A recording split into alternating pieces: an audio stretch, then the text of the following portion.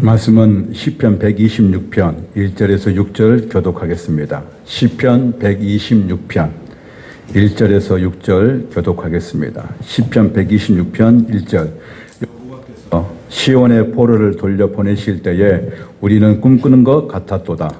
그때 우리 입에는 웃음이 가득하고 우리 혀에는 찬양이 찼었도다. 그때 문 나라 가운데서 말하기를 여호와께서 그들을 위하여 큰 일을 행하셨다 하였도다. 여호와께서 우리를 위하여 큰 일을 행하셨으니 우리는 기쁘도다. 여호와여 우리의 포로를 남방 시내들 같이 돌려보내소서. 눈물을 흘리며 씨를 뿌리는 자는 기쁨으로 거두리로다. 울며 씨를 뿌리러 나가는 자는 반드시 기쁨으로 그 곡식단을 가지고 돌아오리로다. 아멘. 아멘. 우리 옆사람과 우리 지성 인사 한번 하겠습니다. 주님의 이름으로 사랑합니다.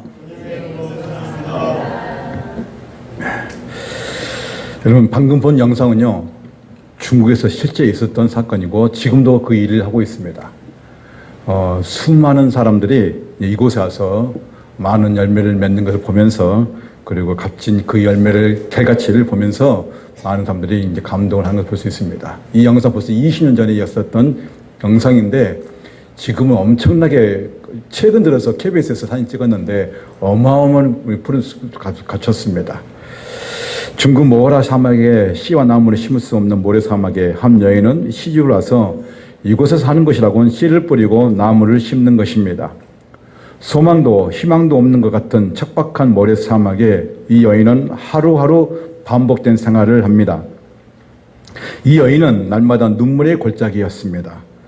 하루하루 씨를 뿌렸던 곳에, 묘목을 심었던 곳에 물을 주었습니다. 아무도 없는 이 땅, 사람도 찾아오는 모래 사막에 이 여인이 이곳에서 나무를 심고자 하는 이유가 무엇인가? 그것은 꿈을 꾸었습니다. 그것은 이 땅에 생명력이 넘치는 나무 숲을 일구고 싶었던 것입니다. 그래서 사람들이 찾아올 수 있도록 그는 20년을 넘게 하루도 빠지지 않고 씨를 뿌리고 묘목을 심으면서 물을 주면서 이 땅을 가꾸었습니다. 사막에 생명을 불어넣었던 세월이 20년이 지난 지금 이곳은 완전히 바뀌어 버렸습니다. 온갖 채소와 동물들이 사는 땅이 되었습니다. 직원 80명을 두고 농장을 관리하는 아름다운 땅이 되었습니다. 숲이 되고 사람이 찾아오는 곳이 되었습니다. 이 땅은 800만 평이라는 여의도 면적 40배에 달하는 사막의 숲으로 바꿔버리는 젖과 꿀이 흐르는 땅이 되어버렸습니다. 남은 한 그루의 가치를 아는 여인이 한결같이 변함없이 20년을 달려왔을 때 그녀가 꿈꾸었던 사막은 완전히 바뀌어버린 역사를 보았습니다. 이 여인은 수천 번, 수만 번 좌절과 포기하고 싶은 마음이 있었을 것입니다. 그러나 아무도 이 여인의 꿈을 꺾을 수가 없었습니다. 그녀는 한결같은 확신과 믿음으로 인간의 한계 상황을 넘고 바꿨습니다. 오늘 내일부터 있을 9월 1일부터 있을 우리는 기도의 씨앗을 심고 말씀의 묘목을 심으려고 합니다. 아무것도 하지 않는 것은 아무런 역사가 일어나지 않을 것입니다. 매일 조금씩 씨를 뿌리면 우리가 한계상을 뛰어넘을 때 그리고 도전할 때 하나님께서는 반드시 하나님의 영광과 그 존귀하심을 우리 성도들에게 보여줄 줄로 믿습니다. 본문 시편 126편은 우리가 잘 알고 있는 것처럼 너무나 많은 말씀입니다. 씨를 뿌렸던 자들이 기쁨을 얻기 위해서는 울면서 눈물을 흘리는 아픈 과정을 거쳐야 한다고 말씀합니다. 씨를 뿌리지 않으면 열매를 거둘 수 없습니다. 씨를 뿌린 자만이 거두는 기쁨을 맛볼 수 있습니다. 그러나 수확을 거두기까지 그 과정에는 눈물과 고통이 있었다는 것입니다. 시는 하나님께서 시온의 포로를 돌려 보내실 때라고 시작합니다. 이 말씀의 배경은 이 시편 126편의 말씀의 배경을 알아야 왜 이것이 슬픔이고 그것이 나중에 기쁨의 단위를 거둘 것이라고 이 말씀을 이해할 수 있다는 것입니다. 먼저 이 말씀의 배경에는 BC 586년경 남유다는 바벨론 나라에 이제 포로로 끌려가는 멸망하는 역사를 보게 됩니다. 그 당시엔 마지막 왕이 느헤미야죠. 그래서 하나님께서 시드기야 왕이었습니다. 이 시드기야 왕이 이제 하나님 그 말씀에 순종하지 않는 말미암아 시드기야 왕뿐만 아니라 두 아들까지 다 죽고 그리고 두 눈이 빠진 상태에서 백성들과 함께 바벨론으로 포로로 끌려가는 역사를 보게 됩니다. 이때 하나님께서는 이제 70년이라는 그 포로 생활을 통해서 하나님께서는 언약과 약속을 말씀하셨습니다. 그러나 이 백성들은 그 바벨론 포로로 끌려갈 때 그의 모든 삶은 눈물이었고 한숨이었고 그리고 슬픔이었습니다. 그 하루하루를 그 슬픔의 나날을 보냈을 때에 마치 오늘 눈물로 씨를 뿌리는 것처럼 이 백성들은 그 모든 삶이 슬픔의 삶, 눈물의 삶이었다는 것입니다. 그러나 분명한 것은 그 많은 그 세월 가운데서도 에레미야 선지자만큼은 그 많은 그 소수의 선지자 중에 한 사람으로서 그는 눈물의 선지자라 말한 것처럼 이 백성들이 하나님께로 돌아오기를 마지막 그 소원을 구하는 것처럼 이 눈물의 선지자 에레미야는 그렇게 백성들에게 하나님께로 돌아오면 하나님께 다시 치유하시고 회복해 주실 것이라고 말씀을 전했지만 이 백성들은 하나님의 말씀과 에레미야 선지자의 그 말을 듣지 아니하고 결국은 멸망을 당하게 됩니다. 그리고 70년은 그 포로 생활을 고통 가운데 있었을 때에 70년이 찾아 이제 BC 537년에 바사왕 고레스의 왕의 그 칙령에 의해서 이제 이 백성들은 하나님의 그 말씀에 의해서 왕의 마음을 움직여 가지고 이제 남유다 예루살렘으로 돌아오는 역사를 보게 됩니다. 그때 돌아온 것은 그 성전에 해파되었던 것들 다시 재건시키는 위해서 하나님께서는 포로된 생활을 끝마치고 다시 하나님께 돌아오는 역사를 볼 수 있도록 할 때에 이 백성들이 그 포로 생활이 끝나고 돌아올 때 꿈꾸는 것 같았도다 하면서 하나님을 찬양하고 입술로 하나님을 기뻐하는 그 모습이 오늘 본문 10편, 1편, 2편에 나와 있는 것을 볼 수 있습니다. 마치 이런 것입니다. 죄인이 감옥에 갇혀서 평생 감옥에 있어야 되는데 대통령의 그 특사를 통해서 이 사람은 이제 이 형을 마치고 이제 자유의 몸이 될 것이다 했었을 때 그 자유의 몸을 얻었던 사람은 얼마나 기쁘겠습니까? 마치 꿈을 꾸는 것처럼 그 사람은 엄청나게 기쁨을 가졌을 것입니다. 바로 이 비유가 이스라엘 백성들, 다시 말해서 남자 백성들이 그런 비유처럼 너무나 기뻤던 것입니다. 끝이 보이지 않는 그 포로 생활이 이제 하나님께서는 70년에 찾아 하나님께로 다시 예루살렘 돌아오게 하는 그런 꿈 같은 그 꿈을 이룰 수 있는 하나님께 찬양과 기쁨을 돌리는 것을 우리는 말씀을 통해서 보았습니다. 그래서 우리는 그 기쁨을 누릴 수 있었던 이 백성들처럼 신약에서는 사마리아 여인이 그 기쁨을 감출 수 없음을 보게 됩니다. 그때 그는 예수님을 참 구원자, 참 하나님으로 메시아로 고백한 것을 볼 수 있습니다. 요한복음 4장 42절에 그 여자에게 말하되 이제 우리가 믿는 것은 내 말로 인함이 아니니 이는 우리가 친히 듣고 그가 참으로 세상의 구주이신 줄을 알미라 했다고 말씀하고 있습니다. 사마리아 여인은 유대인으로부터 버림받는 나라고 민족이었지만 그러나 이 사마리아 여인만큼은 예수님을 인격적으로 만남으로써 그가 참 구주이시고 참 하나님이라고 고백했던 것을 볼 수 있습니다. 이제 이 예수님께서는 죄와 사망에 갇혀있는 살아있는 죄인들을 구원하시고 해방시켜 주실 것을 분명히 말씀하고 있습니다.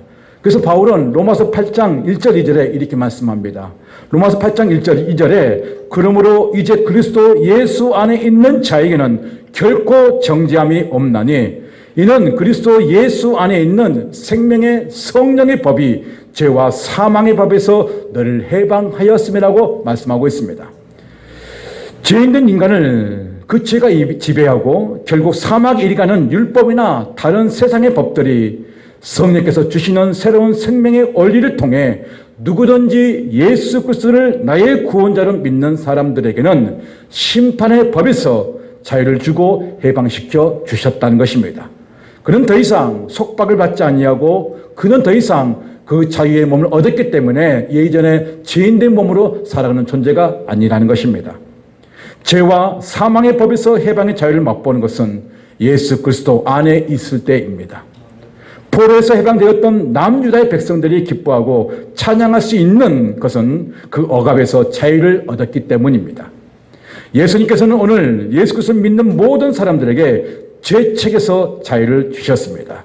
마태복음 9장 2절에 침상에 누운 중풍병자를 사람들이 데리고 오거늘 예수께서 그들의 믿음을 보시고 중풍병자에게 이르시되 작은 자야 안심하라 내 죄사함을 받았느니라. 그러나 인자가 세상의 죄를 사하는 권능이 있는 줄을 너를 알게 하려 하노라 하시고 중풍병자에게 말씀하시되 일어나 내 침상을 가지고 집으로 가라 하시니 아멘. 중풍병자에게 가장 큰 문제는 육신의 병보다 더 큰 영적의 죽음이 있었다는 것입니다. 영적인 죽음은 영원한 그 심판 아래에 있었기 때문에 중풍병자에게 해결받아야 할 것은 그의 죄사함을 받는 구원이었습니다. 예수님께서는 이 중풍병자를 아시고 죄를 사하는 권세를 주셨고 그는 더 이상 죄 아래 있지 아니하고 그는 자유의 몸을 얻게 되었고 그 육신의 병까지 나음을 보게 되었던 것입니다. 그러므로 예수님께서는 이 땅에 오신 그 이유가 죄인된 영혼을 구원하시게 오셨고 아직도 믿지 않는 아직도 방황하고 있는 그 영혼들을 구원하시기 위해서 아직도 예수님께서는 지금도 우리 위해서 기도를 하고 계신다는 것입니다. 그러므로 우리는 반드시 기도가 있어야 된다는 것입니다. 우리가 기도할 것이 무엇인가? 그것은 불신자들에게 죄악의 사망의 포로에서 해방된 구원의 기쁨과 찬양과 웃음을 줘야 되는 것입니다. 같이 한번 읽겠습니다. 1절 2절입니다. 시작. 여호와께서 시온의 포로를 돌려 보내실 때에 우리는 꿈꾸는 것 같았도다. 그때에 우리 입에는 웃음이 가득하고 우리 혀에는 찬양이 찼었도다. 그때에 문 나라 가운데서 말하기를 여호와께서 그들을 위하여 큰 일을 행하셨다 하였도다. 아멘. 예수 그리스도를 모르는 영혼들이 얼마나 많습니까? 그들은 예수 그리스도의 생명의 말씀이 얼마나 값진 것인지를 모른 채 살아가고 있습니다.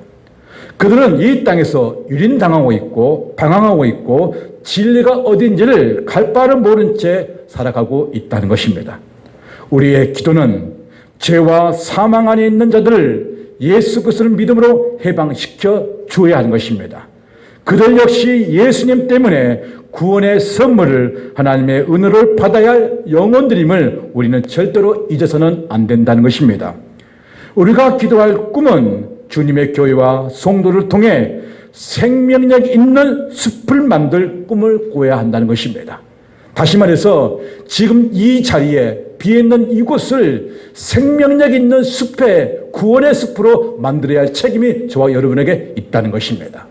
우리가 그 영상을 보았던 것처럼 그 모래사막에 그 황량한 그 사막에 이 여인은 20년 동안 한 번도 빠지지 않고 씨를 뿌리고 묘목을 심음으로써 20년 후에 그 사막의 땅이 푸른 그리스도의 기대에 온 것처럼 그 땅에 그렇게 푸르게 만들었던 그런 역사를 우리 영상을 통해서 보았습니다. 지금 우리가 바로 그 일을 우리가 해야 한다는 것입니다. 우리는 멈춰서는 안 되는 것입니다. 우리의 기도가 절대로 멈춰서는 안 된다는 것입니다. 왜냐하면 지금 우리 선물교회는 앞으로 2개월 뒤에 있을 가장 큰 행사를 우리는 준비하고 있습니다. 큰 행사를 준비하에 있어서 기도 없이는 아무런 역사가 일어나지 않기 때문에 하나님의 주권적인 그 역사가 반드시 일어나야 되기 때문에 우리는 기도를 심어야 한다는 것입니다. 아볼로는 물을 주었을 때 자라나게 하신 분은 여호와 하나님이십니다. 우리는 아무것도 할 수 없습니다. 오직 여호와의 힘으로만 그 능력으로만 할 수 있음을 우리는 고백할 수 있기 때문에 우리의 기도가 지금 절실하게 필요하다는 것입니다. 시편 기자 고백처럼 126편 2절에 여호와께서 그들을 위하여 큰 일을 행하셨다고 말씀하고 있습니다. 사랑하는 성도님, 기도와 전도로 승부를 걸어야 합니다. 내가 이번만큼은 꼭 한번 전도해 보리라고 다짐해야 합니다. 그냥 교회에서 하는 하나의 프로그램만 치부하지 마시고 생명의 씨앗을 전하는 생명의 전달자가 되시기를 주님으로 축원드립니다. 우리가 주님의 교회에 생명력이 넘치는 숲을 만들고 싶다는 그 원대한 꿈과 마음을 가지고 우리 함께 같은 말, 같은 마음, 같은 뜻으로 하나가 되기를 주님의 이름으로 축원드립니다. 예수님께서도 힘써서 기도하셨습니다. 누가복음 22장 44절에 예수께서 힘쓰고 애써 더욱 간절히 기도하시니 땀이 땅에 떨어지는 핏방울같이 되더라라고 말씀하고 있습니다. 예수님께서도 십자가의 그 죽으심을 앞두고 제자들과 마지막 만찬을 나누신 후 감난산 겟세마네 동산에서 기도하신 그 장면이 예수님의 기도의 모습이었습니다. 그는 얼마나 간절히 기도했습니까? 예수님께서 땀방울이 핏방울이 되도록 기도하심을 우리는 본 것은 예수님의 그 하나님의 뜻 앞에 순종하면서 인간적인 고통과 그 두려움의 실존적 무게를 우리 이 말씀을 통해서 느낄 수 있는 것은 단 하나입니다. 우리의 구원을 위해서 그분은 십자가에 죽으셨다는 것입니다. 그래서 그 일을 우리가 해야 한다는 것입니다. 여러분이 정말 그냥 외식하는 기도가 아니, 이방인이 기도하는 그런 기도가 아니라, 그냥 마당만 받고 그런 기도가 아니라 정말 전심을 다해서 한 영혼을 품에 안고 그 영혼에서 눈물로 씨를 뿌리면 반드시 우리도 기쁨으로 단을 거둘 것이라고 우리는 이 말씀을 통해서 봤습니다.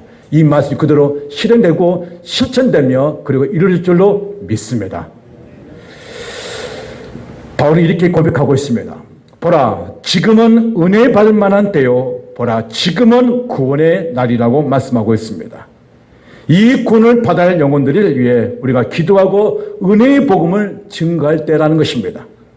사랑하는 성도님, 한 분 한 분의 기도가 햇불이 되어 타오를 때 삶의 현장에서 복음의 씨앗을 뿌릴 때 하나님의 얼굴이 이곳을 향할 줄로 믿습니다. 9월 한 달, 10월 한 달 주님의 핏값으로 세우신 이 교회에 기도의 햇불이 꺼지지 않도록 우리가 함께 달려가기를 간절히 원합니다. 언젠가는 우리가 뿌렸던 그 눈물의 씨앗이 자라서 이곳에 큰 숲을 이룰 줄로 믿습니다. 그래서 우리는 말씀하고 시편 기자는 고백하고 있습니다. 하나님의 큰 일이라고 고백하고 있습니다. 그는 이 하나님의 큰 일이 무엇인가? 그는 이렇게 말하고 있습니다. 3절, 4절 같이 한번 읽겠습니다. 시작. 여호와께서 우리를 위하여 큰 일을 행하셨으니 우리는 기쁘도다. 여호와여 우리의 포로를 남방 시내들 같이 돌려 보내소서. 다시 말하면 포로를 뭐라고요? 돌려 보내달라는 것입니다. 이 큰 일을 하나님께서 해달라고 지금 이 시편 기자는 고백하고 있습니다. 시편 기자는 하나님의 큰 일을 행하실 것을 기뻐하면서 아직 돌아오지 않는 그 포로들을 돌아올 수 있도록 기도를 하고 있다는 것입니다. 4절에 우리의 포로를 남방 시내들 같이 돌려보내소서라고 말씀하고 있습니다. 여기서 이 남방 시내라는 것은 무엇인가? 그것은 유대 땅 남부의 네게브 지역을 말하고 있습니다. 네게브 지역은 건조 때는 비가 많이 내리지 않습니다. 그래서 흙먼지가 날리는 메마른 땅이 됩니다. 그러나 우기가 되면 비가 많이 내리게 되는 그때가 되면 그 물이 흘러서 시내가 회복되는 것을 볼 수 있습니다. 남다 백성들이 바벨론 땅에 정착해서 그곳에서 살고 싶어서 돌아오지 않는 유대인들이 너무나 많았습니다. 세상이 너무나 좋아 하나님께로 돌아오지 않는 그 포로들을 위해서 다시 한번 그 세상을 좋아하지 말고 그곳이 아름다운 땅이라 생각하지 말고 하나님께 다시 돌아와 이 예루살렘의 성을 다시 한번 재건축하고 이 땅이 푸르고 푸른 그리스도의 계절이 되게 하자고 이 백성들은 지금 기도를 하고 있다는 것입니다. 이게 하나님의 큰 일인 것입니다. 그렇다면 우리가 하나님의 큰 일을 해야 할 것이 무엇이겠습니까? 그것은 전도의 현장으로 가서 아직 돌아오지 않는 자들이 다 주께로 돌아올 수 있도록 우리는 기도를 해야 한다는 것입니다. 우리가 하나님의 큰 일을 보여줘야 합니다. 왜냐하면 아직 주님께로 돌아오지 않는 사람들은 복음을 듣지 못해서가 아니라 세상의 쾌락과 그 즐거움 때문에 거부하고 있기 때문입니다. 하나님께서는 에레미야 선지자에게 이렇게 말씀하셨습니다. 에레미야 7장 25절에 너희 조상들이 애굽 땅에서 나온 날부터 오늘까지 내가 내 종 선지자들을 너희에게 보내되 끊임없이 보냈으나 26절 너희가 나에게 순종하지 아니하며 귀를 기울이지 아니하고 목을 굳게 하여 너희 조상들보다 악을 더 행하였느니라고 말씀하고 있습니다. 수많은 선자를 하나님께서는 보냈습니다. 이 백성들은 하나님을 말씀에 순종하지 아니하고 우상 숭배를 통해서 하나님을 배반하는 그 일들을 했던 것을 하나님께서는 수많은 선지자를 보내서 하나님께로 회개하고 돌아오라고 많이 했었습니다. 그러나 그들은 뭐라고 표현하고 있습니까? 순종하지 아니했다고 말씀하고 있습니다. 그리고 그들은 하나님의 그 말씀에 귀를 기울이지 않았다고 말씀하고 있습니다. 오히려 목이 굳어서 뻣뻣해서 하나님을 알지 아니했다고 말하고 있습니다. 이 모습이 바로 이스라엘의 모습입니다. 남유다의 모습입니다. 그렇다면 오늘 이 모습이 우리의 모습이 될 수 있고 지금 세상 사람의 모습이 있을 수 있습니다. 그들은 우리가 많은 복음을 증거하더라도 그들은 귀를 막고 듣지 않습니다. 그러나 그럼에도 불구하고 우리는 끊임없이 복음을 증거해야 되는 것입니다. 이 여인이 모래사막 같은 곳에 계속 씨를 뿌리고 묘목을 심었을 때 그 결과는 우리가 방금 영상 통해서 봤지 않습니까? 숲이 되지 않았습니까? 우리는 마찬가지로 보이지 않을 것 같은, 그리고 그 사람을 받아들이지 않을 것 같은 그 사람에게도 우리가 복음의 씨앗을 심으면 언젠가는 우리가 돌아올 줄로 믿습니다. 올해 우리가 지금 제3회 새생명주를 준비합니다. 작년, 올 한 해, 그리고 하반기 우리 지금 하는데, 우리는 지금 제3회 동안 수많은 사람들에서 기도를 했습니다. 분명한 것은 우리의 기도는 땅에 떨어지고 그 열매를 맺힐 걸로 저는 믿습니다. 여러분, 포기하지 마십시오. 포기하면 하나님은 그때를 거둘 수가 없습니다. 그가 돌아오지 않는다 할지라도 우리는 다시 그들에게 손을 내밀어서 우리 입술을 통해서 하나님의 말씀을 증거하고 그들이 돌아올 수 있도록 우리는 계속 그들을 위해서 기도를 해야 한다는 것입니다. 우리가 하나님의 큰 일을 보여주는 것은 바벨론 왕 고레스가 자신의 마음을 움직여서 남자를 포로를 귀환한 것이 아닙니다. 하나님께서 그 왕의 마음을 움직였다는 것입니다. 그래서 너희 백성들이 돌아가서 예루살렘 성전을 재건하라고 하는 그 포로에 해방된 것을 반드시 이 예루살렘 백성들에게 보여주었습니다. 하나님의 큰 일은 우리가 기도하고 말씀의 씨앗을 뿌리면 사람들에게 반드시 그 마음을 움직일 거라고 저는 믿습니다. 그래서 스가랴 1장 1절에 바사왕 고레스 원년에 여호와께서 에레미야 입을 통하여 하신 말씀을 이루게 하시려고 바사왕 고레스의 마음을 감동시키심에 그가 온 나라에 공포도 하고 조서를 내려 이르되 바사왕 고레스는 말하노니 하늘의 하나님 여호와께서 세상 모든 나라를 내게 주셨고 나에게 명령하사 유다 예루살렘 성전을 건축하라 하셨으니 아멘. 하나님은 바사왕 고레스의 마음을 움직였습니다. 그리고 그들이 예루살렘 다시 돌아가라고 칙령 선포하는 왕이 고레스 왕입니다.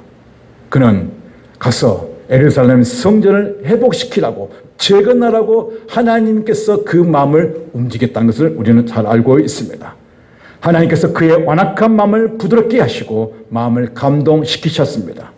세상의 왕이 무엇이라고 고백합니까? 하나님께서 세상 모든 나라를 나에게 주셨다라고 말하고 있습니다.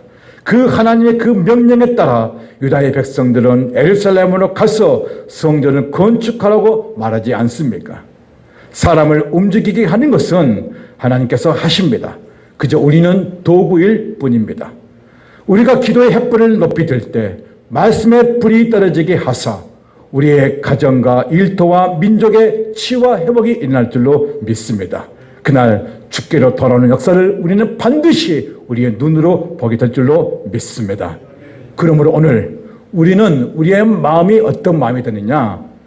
순교자적 심정과 자세가 필요합니다. 다시 한번 말씀드립니다. 우리의 마음의 태도가 순교자적 마음과 태도가 필요하다는 것입니다. 나 하나쯤이야 빠져도 되겠지 하는 그 생각을 버리시길 바랍니다. 셀 모임에서는 셀원들과 함께 대신자를 위하여 기도하면서 우리가 생명의 숲을 만들자고 하는 꿈을 꾸시기를 바랍니다. 그리고 공유하시기를 바랍니다. 주일학교, 중고등부, 청년대학부 모두가 일원화가 되어서 우리 함께 이곳에 하나님의 그 구원의 숲을, 영혼을 향하는 그 숲이 이루어질 수 있도록 우리 함께 꿈을 꾸기를 간절히 원합니다. 하나님의 큰 일을 행하기 위해 눈물로 씨를 뿌려야 합니다. 그래서 5절 6절에 이렇게 말씀합니다. 같이 읽겠습니다. 시작. 눈물을 흘리며 씨를 뿌리는 자는 기쁨으로 거두리로다. 울며 씨를 뿌려 나가는 자는 반드시 기쁨으로 그 곡식단을 가지고 돌아오리로다. 아멘. 궁극적으로 시편 기자는 아직 포로에서 해방되지 못하고 바벨론에 남아있는 나머지 백성들을 생각하면서 저들을 해방시켜 완전한 구원을 이루시길 하나님께 기도할 때에 그들에게 눈물의 기도를 뿌릴 수밖에 없음을 말씀하고 있습니다. 하나님께서 다윗의 뛰어난 자손 메시아를 통해 다윗의 무너진 장막을 일으키실 때에 그 기쁨은 예수 그리스도를 통하여 완성되어지고 반드시 오실 것을 드러내고 있습니다.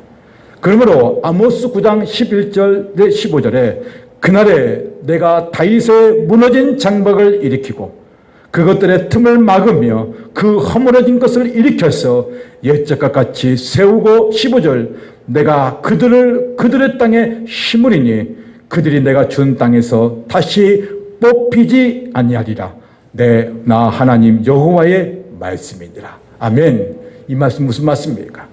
이제 바벨론 포로의 70년이 끝나고 나머지 백성 돌아왔을 때에 하나님께 더 이상 두 번 다시 다른 나라의 뽑혀서 포로가 되지 않을 거라고 하나님께서 약속의 말씀을 하고 있다는 것입니다. 왜 그럴까요? 이들은 그 70년의 그 포로 생활 가운데 그 슬픔이 무엇인지를 안다는 것입니다. 이 슬픔과 이 눈물이 무엇인지 알기 때문에 이 백성은 더 이상 하나님께서 두 번 다시는 다른 나라의 포로가 되지 않겠다고 하나님의 말씀을 직접 뭐냐면 약속하고 계신다는 것입니다. 사랑하는 성도님, 그래서 오늘 우리는 눈물이 주는 그 시가 주는 의미가 무엇인지 반드시 알아야 되는 것입니다. 눈물이 주는 시가 무엇이냐? 그것은 성도는 태신자의 그 영혼을 구원하기에 십자가의 눈물이 흘러야 한다는 것입니다. 히브리서 5장 7절 같이 한번 읽겠습니다. 시작. 그는 육체에 계실 때에 자기를 죽음에서 능히 구원하실 이에게 심한 통곡과 눈물로 간구와 소원을 올렸고. 아멘. 예수님께서는 겟세마네 동산에서 피땀 흘리며 기도하시고 십자가 위에서 눈물과 고통을 담당하셨습니다. 예수님의 눈물과 고통은 절대로 헛되지 않습니다. 그분은 십자가에 죽으셨지만 그 부활로 인하여 수많은 사람들이 의인이 되었습니다. 구원의 문제가 해결되었다는 것입니다. 예수님께서 십자가의 그 죽음을 앞두고 통곡과 눈물이 있었던 것처럼 그 눈물이 결국 많은 영혼을 구원하셨던 것처럼 우리에게도 십자가의 그 눈물이 있어야 되는 것입니다. 이 눈물을 흘린 자만이 눈물의 가치를 알기에 대신자가 돌아올 때에 기쁨으로 단을 거둘 것이라고 저는 분명히 고백할 줄로 믿습니다.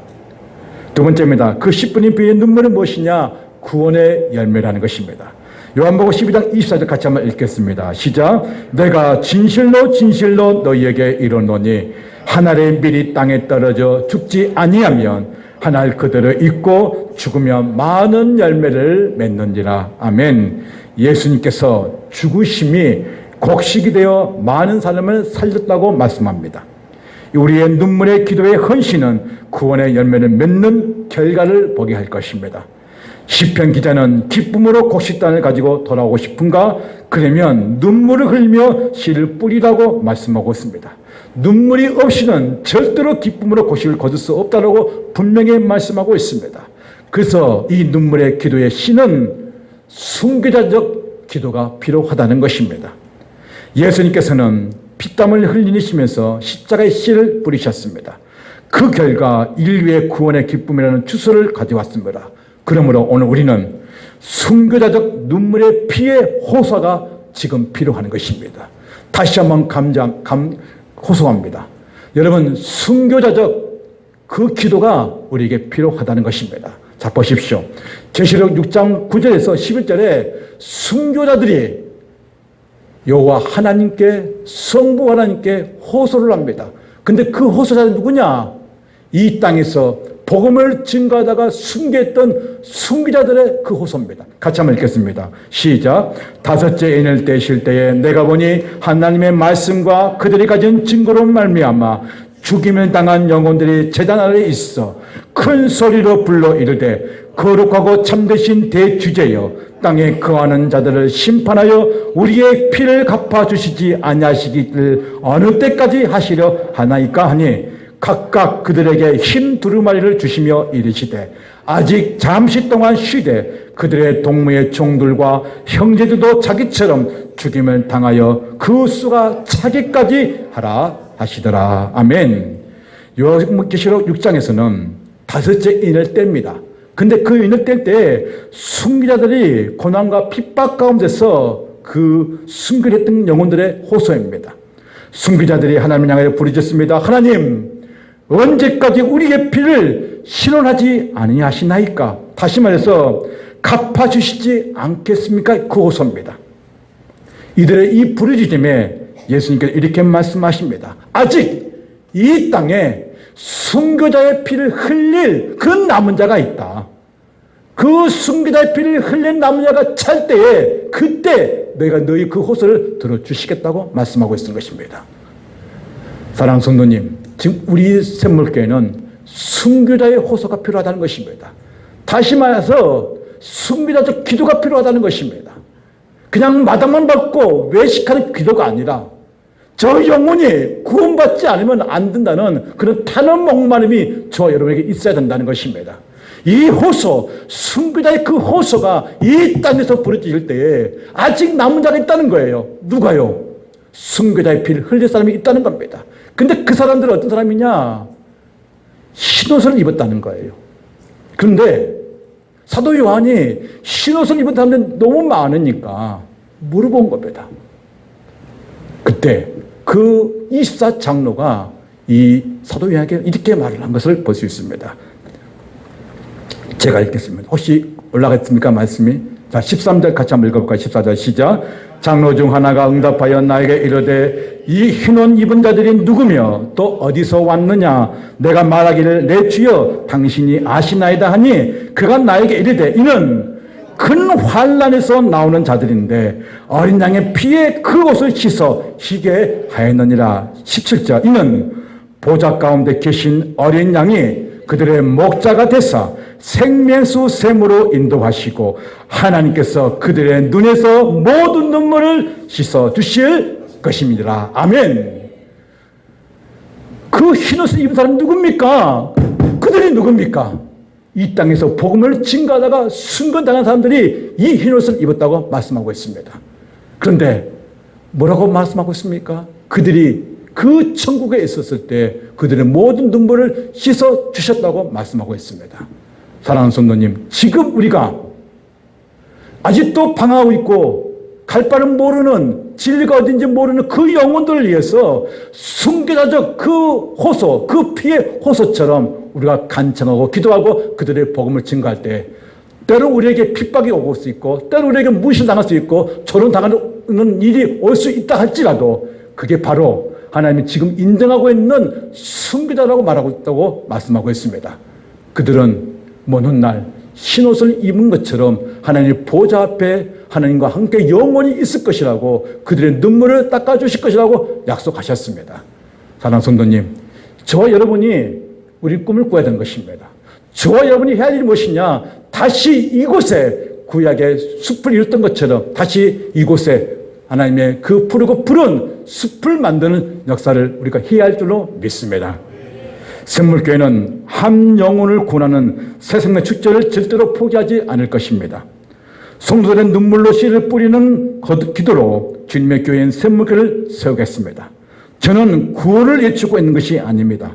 하나님의 마음을 전하고 있습니다. 목자의 심정으로 주님을 향한 마음을 가지고 전하고 있습니다.